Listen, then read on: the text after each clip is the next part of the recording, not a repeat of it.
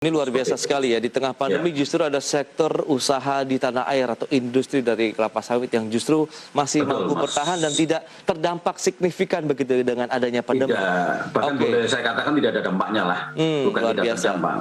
Nah, bagaimana dengan 7% yang diekspor tadi Anda katakan begitu? Apakah dengan penyesuaian tarif ini akan menguntungkan dari pelaku usahanya sendiri, mengingat dari harga CPO-nya sendiri, Anda bilang tadi sudah di seribuan dolar Amerika per tonnya nih Pak?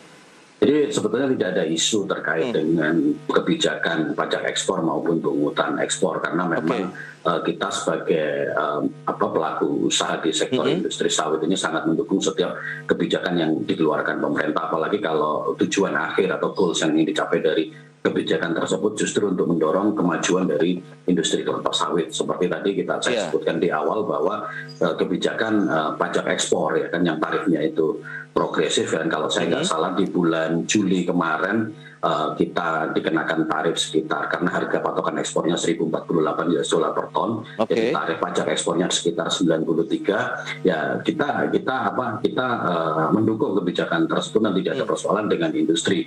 Nah kemudian kemarin memang sempat kita berdiskusi dengan pemerintah terkait dengan tarif levinya, tarif pungutan ekspornya yang itu sempat cukup tinggi. Bahkan kita kalau di pelaku usaha sawit ini kita melakukan ekspor itu kemarin sempat kita total pungutan ekspor dan pajak ekspornya itu lebih dari 400 US dollar per ton. Itu memang sempat cukup memberatkan. Kemudian kita diskusikan dengan pemerintah, para pelaku usaha dari berbagai dalam mata rantai industri sawit, jadi beberapa asosiasi kumpul bertemu dengan pemerintah, kemudian kita menegosiasikan harga sehingga diputuskan terjadi penurunan tarif levi, tarif atas levinya. Jadi sekarang tarif levinya, tarif pungutan ekspornya maksimalnya adalah 175 US dollar per ton berapapun harga minyak sawitnya.